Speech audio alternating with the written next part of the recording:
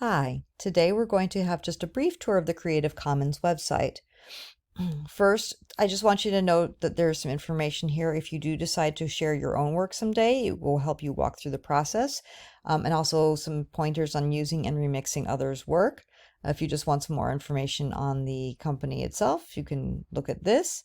They even have a blog that you can follow, as well as social media that you can follow. But right now we're going to focus on the searching for Creative Commons images.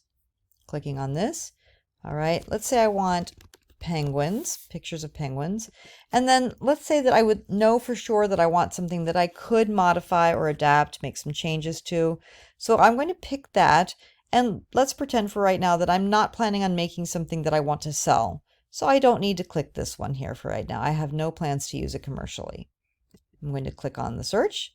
All right, now because I said modify or adapt, it is automatically going to skip all the licenses that have no derivatives. So it's going to skip that license, it's going to skip this license, and it is going to provide all the other licenses. The CC0, meaning no restrictions, public domain, meaning no restrictions.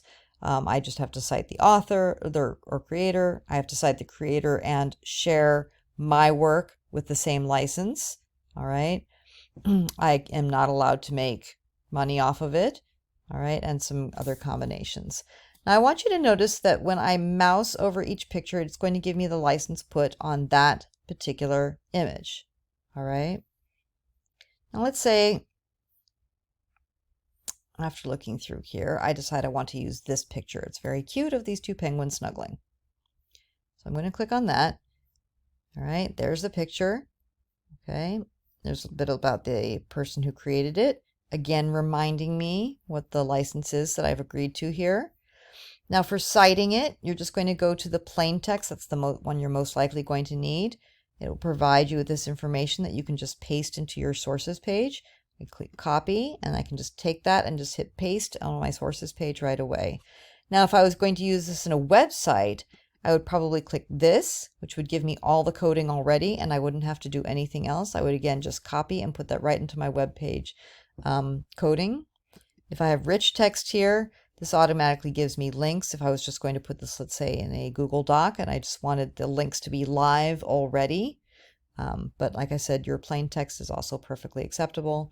If I go to the images website, that will bring this up. It will show me who the person is who made it, where that person lives, some of the equipment that they use to take the pictures. All right, here's the picture itself. To download it, I want this image, this symbol right here, the arrow, that means download. Okay, I can pick a square cropped image or a small, medium, large, or original size image depending on what my needs are.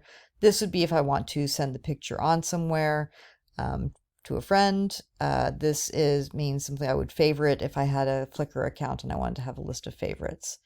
All right, but as I said, this was meant mostly to just give you an idea of how to navigate the Creative Commons website.